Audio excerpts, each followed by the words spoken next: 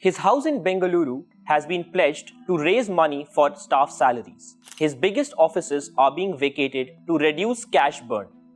Government agencies are probing him for alleged forex violations, and investors are asking him to move away from his daily role in return for more money.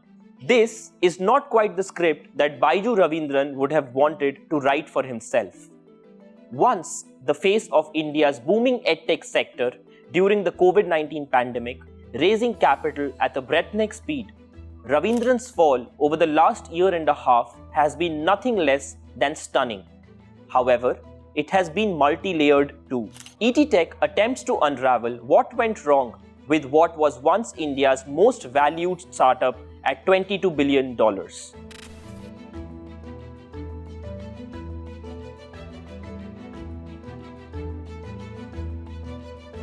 Perhaps the first inkling of things not being all so rosy at Byju's came last year, when the edtech company was sent a letter by the Ministry of Corporate Affairs seeking a clarification on why the edtech firm had delayed furnishing its audited FY21 financial statements for almost 18 months. Byju's released the results soon after. The company's losses had ballooned 18 times to more than Rs 4,500 crore, and thus began a series of events that did not go well with the investors, auditors, government agencies, employees, and most importantly, for Raveendran himself, and has aggravated the company's dissension. The first casualty of these losses were the employees, an obvious choice to reduce cash burn. Byju's has fired about 4,500 employees since last October in 3 tranches across different verticals and designations. Amid all the troubles hanging over Byju's head like a Damocles sword, one of the most gnawing issues is with the $1.2 billion term loan B it had raised from overseas market in 2021. Taking advantage of the interest rate arbitrage available in the global markets, with record low rates back in 2021, the edtech thought of using the proceeds to fund general corporate purposes offshore, including to support business growth in North America and fund potential inorganic growth opportunities. Little did Raveendran know that this loan would soon become a thorn for him. As losses mounted and Byju's missed filing its results, lenders in December 2022 asked the company to immediately repay a part of the loan. Long-drawn negotiations began, which still are underway, as Byju's offered in March to pay a higher TLB rate to negotiate the debt financing. ET reported in April that the lenders have sought up to $200 million from Byju's with a higher interest rate as a rider to recast the loan. But negotiations took a drastic turn in June. Byju's missed the $40 million quarterly interest repayment of the loan on June 5 and instead sued the lenders such as American investment management firm Redwood in New York. Byju's alleged the lenders' demands were high-handed and they were using predatory tactics to accelerate the loan repayment. But then, as things hit the wall, the lenders and Byju's circled back to amicably decide on the best possible measures to repay the loan. In July, ET reported exclusively that Byju's had reached a tentative agreement to rework its loan pact with lenders who collectively own more than 85% of the loan. Byju's struggles with mounting losses and mushrooming debt has also adversely impacted its subsidiaries, mainly Epic and Great Learning, which were considered to be its prized acquisitions during the company's booming era. Today, Byju's has put both of them on the block for a sale to generate cash. While earlier it was expected that the proceeds from the sale will be used to repay the $1.2 billion loan, things might change soon. Proceeds from the sale of Epic would be pumped back into the company to run the daily operations. As for Akash, the test preparatory company it bought for close to about $1 billion, things are equally uncertain.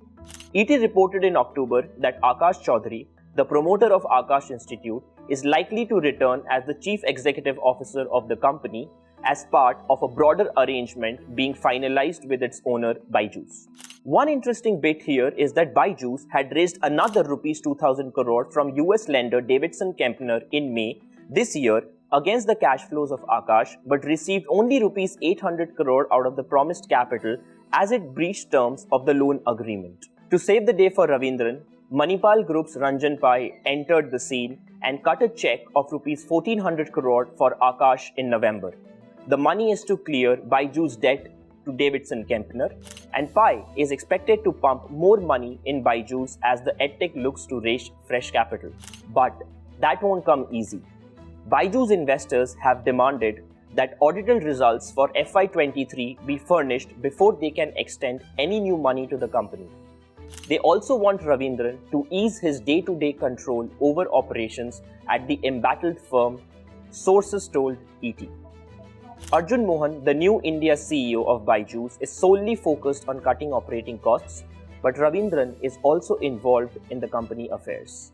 If investor trouble and major debt issues were not enough to keep Raveendran busy, during the cash crisis at Byju's, the government is also probing the EdTech company for alleged forex violations. The Enforcement Directorate last month said it has issued show cause notices to Byju's parent, Think and Learn, and Raveendran for alleged violations of Foreign Exchange Management Act of FEMA, involving a staggering amount of rupees 9,362.35 crore.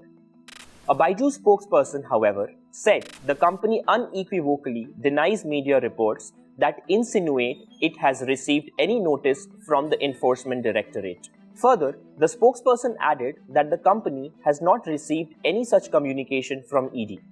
Apart from ED, Byju's is also dealing with the National Company Law Tribunal. How, you may ask? The Board of Control for Cricket in India, or BCCI, has filed a corporate insolvency plea with the NCLT against Byju's for allegedly defrauding on the payment of Rs 158 crore. The case is related to the EdTech firm terminating its title sponsorship rights with the Indian cricket team. In November 2022, the BCCI had received an email from Byju's requesting the termination of their association after the T20 World Cup. The BCCI, however, asked Byju's to continue the partnership until at least March 31, 2023. So much has happened at Byju's over the last year and a half that it is baffling and difficult to track. Board members have stepped down, the EdTech has seen valuation markdowns after markdowns, and auditors have resigned as well. We at ET Tech have tried to keep you abreast with all the developments and inside chatter from this ongoing saga. As you watch this video, Raveendran is likely speaking to his senior executives to find a way out to keep his firm alive, while his staff is either being fired with drastically reduced notice periods or relocating from their plush offices in Bengaluru's Whitefield and Knowledge Park. Meanwhile, the financial team at the EdTech is trying to meet the deadline to file its FY23 results on time. A lot is at stake for Raveendran, Byju's, and consequently the Indian EdTech sector. All eyes will be closely watching what Raveendran and his team does now. Can they pull off another bunny from the bag as they race against time? Follow ET Tech for all the latest developments.